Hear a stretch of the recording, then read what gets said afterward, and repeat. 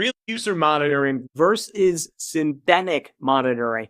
Let's talk about how both of these different approaches will help speed up your website.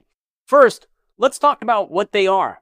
One is like a page speed insights or a GT metrics report. That's known as your lab or synthetic data tool. Now, it's helpful to understand how your website loads from a synthetic tool and from a real user monitoring tool to have a comprehensive view of your website performance. One, the lab data will run in controlled testing environments.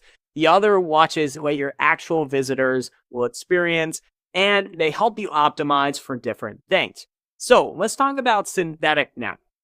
Synthetic lab tests like a GT metrics test or a page speed insights test will run from the same device every single time, usually from the same data center. I know on GT metrics and on Pingdom, you could select different data centers.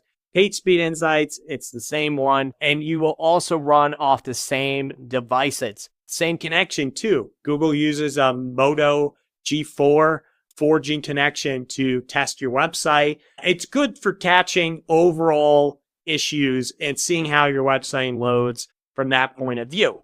Now, real user monitoring or RUM monitoring data will actually test your website visitors' experience from their browser, and it will give you that information. So you know you could share that data against your lab synthetic testing and know for certain, is the lab changes and the synthetic changes that we've made to the website, how are they reflecting on our real user data?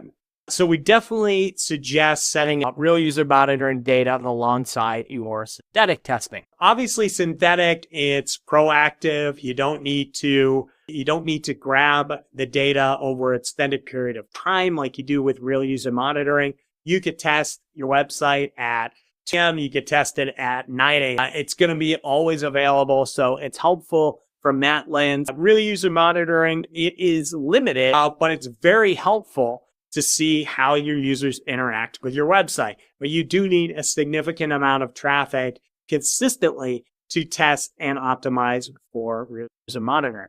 So obviously you want to use both of these different tools to help speed up your website. And if you do need any help fixing these issues, head over to pagespeedmatters.com and grab a free speed audit. We've done over 1,500 speed optimizations in the last 6 years. I would be happy to help you out. Thanks for watching.